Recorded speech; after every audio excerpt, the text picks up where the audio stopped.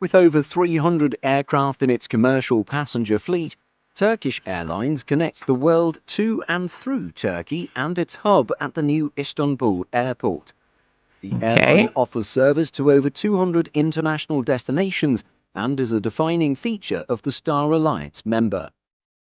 With narrow bodies and wide bodies from both Airbus and Boeing, let's take a deep dive into the big and diverse fleet of Turkish Airlines in today's video. Before we begin, it's important to note that we'll only be focusing on the carrier's commercial passenger jets. As such, we won't really be discussing the carrier's 8 Boeing 777 freighters or the fleet of its subsidiary Anadolu Jet. As of April 2022, Turkish Airlines' passenger fleet consists of some 309 aircraft.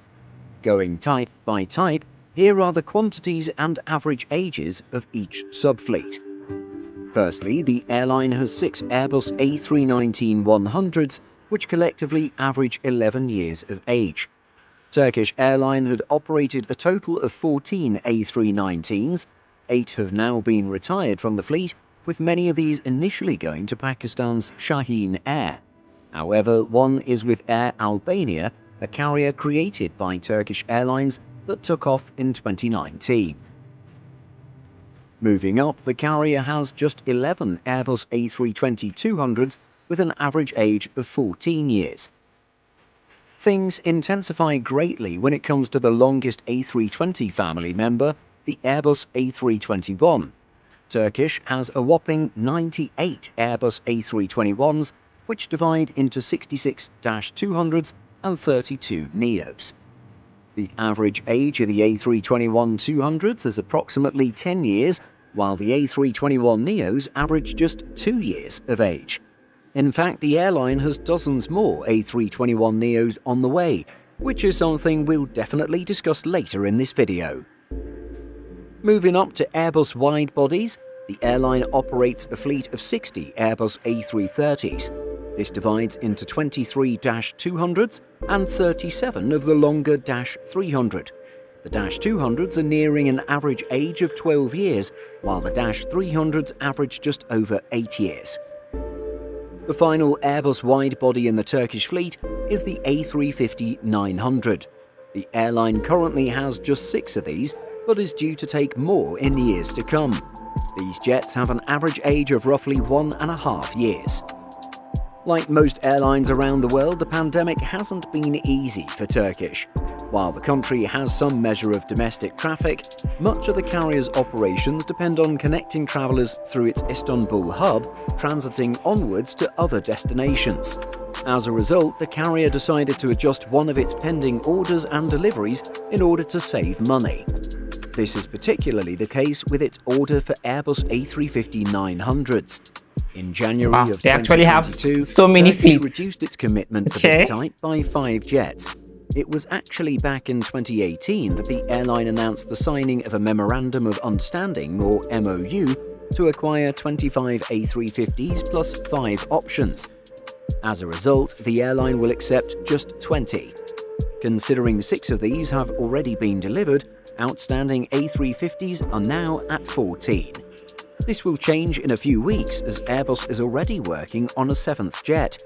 It was on April 2nd that AIB Family Flights reported spotting another Turkish A350 in Toulouse, albeit without engines.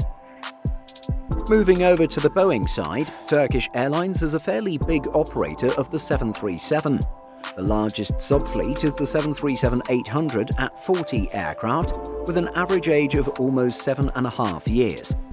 Then there are 15 737-900ERs with an average age of 9 years.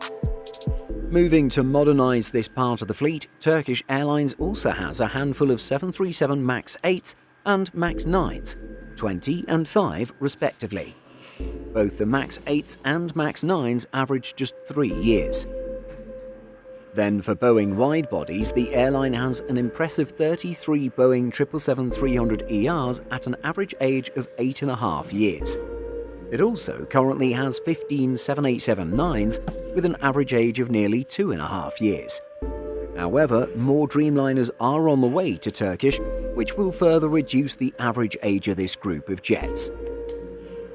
When it comes to recently departed aircraft, the airline gave up 2 A320-200s over the past 2 years. One jet was returned to its lessor in September 2020, possibly due to the travel slowdown during the pandemic. The other A320, registered Tango Charlie Juliet Papa Oscar, was re-registered as Zulu Alpha Bravo Bravo Charlie and leased to Air Albania in September 2021. Considering the fact that Turkish Airlines has a 49% stake in the carrier, this deal doesn't seem too surprising. Likely also a result of the pandemic, the carrier also said goodbye to 3 Airbus A330-300s over the course of 2020. 2 of these were returned to their lessors and now fly with Saudi Arabia's Flynas, while the third remains in long-term storage. When it comes to the airline's recently departed 737s, 2 -800s left Turkish in May and June of 2020 and now fly with US startup Avelo Airlines. 18 -800s were also removed over the course of 2021 and reassigned to fly with the carrier's subsidiary Anadolu Jet. Another 2 were also removed in 2021 and were converted into freighters. One of these is in Lithuania, while the other is in Iceland. When it comes to Turkish Airlines' future fleet, it looks like the carrier is mainly moving towards Airbus, although it looks to still have a decent level of diversity. The airline has dozens of outstanding A321neos left to be delivered, as well as its 14 A350s. On the Boeing side, the only type that has outstanding orders is the 787-9 Dreamliner. Unfortunately, like a few other previous videos we've made covering airline fleets, Turkish is also caught up in Boeing's Dreamliner delivery issues.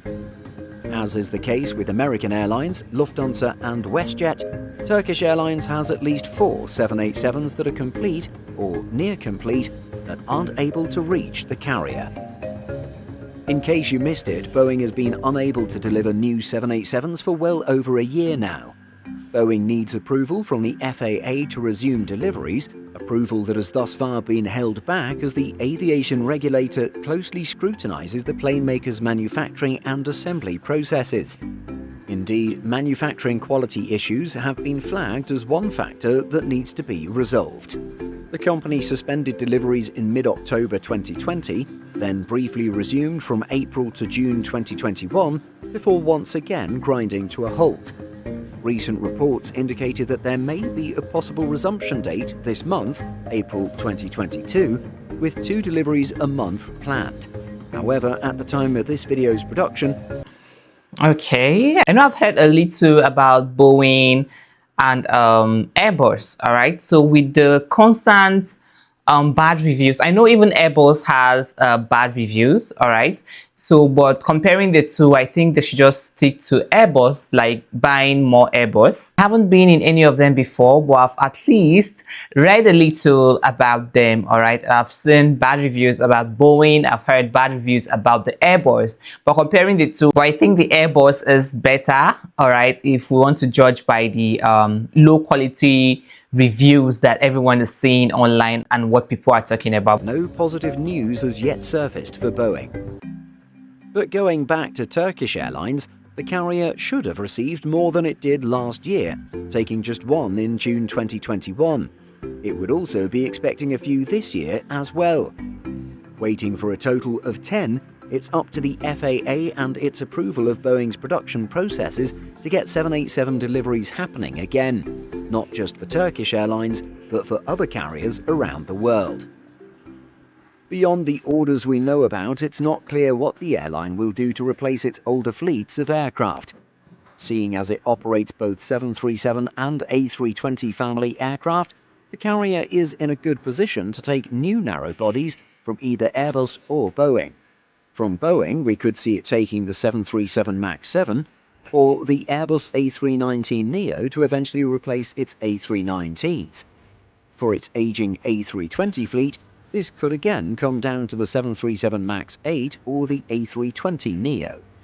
While many have compared the A319neo to the A220-300, we're just not sure if Turkish Airlines wants to further diversify its fleet by adding another type.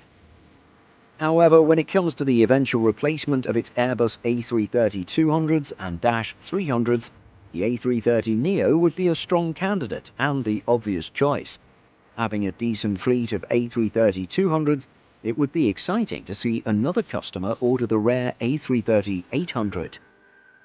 At the same time, the carrier could just shift this segment of aircraft operations towards Boeing's wide bodies. The airline already operates the 787 and could just order more of these, whether it's the -9 or the shorter -8. Of course, considering that the airline's A330s average around 10 years of age, there's probably no rush to look at any replacement just yet. Finally, Turkish Airlines has many more years to operate its 777-300ERs, considering their average age of just 8.5 years. Of course, if we want to consider the long-term future just as a thought experiment, then it would seem to be a fairly easy transition towards the 777-9. Of course, now that the airline operates the A350-900, it would seem like the A350-1000 could be a strong contender as well, even if it has a little less capacity than the 777-9. Ultimately, it would appear that Turkish Airlines and its fairly diverse fleet is in a good position to choose new aircraft from both Airbus and Boeing when the time comes for fleet modernization. What do you think about the Turkish Airlines fleet? Do you think it'll modernize its fleet with Airbus or Boeing aircraft in the years to come? And do you think Boeing's recent issues with both the MAX and the 787 will affect which direction the airline chooses? Let us know by leaving a comment. Simple Flying publishes over 150 articles every week. If you're looking for the latest aviation news and insights, visit simpleflying.com. Okay, this is really a great insight into what the Turkish airline actually looks like, all right, because this is the first time getting to see the fleets that they have, all right. They have quite a number of fleets, all right, I must say. Okay, thank you for suggesting this video, and I'll be waiting to read from you in the comment section, all right. Thank you, and see you guys on my next one. Bye.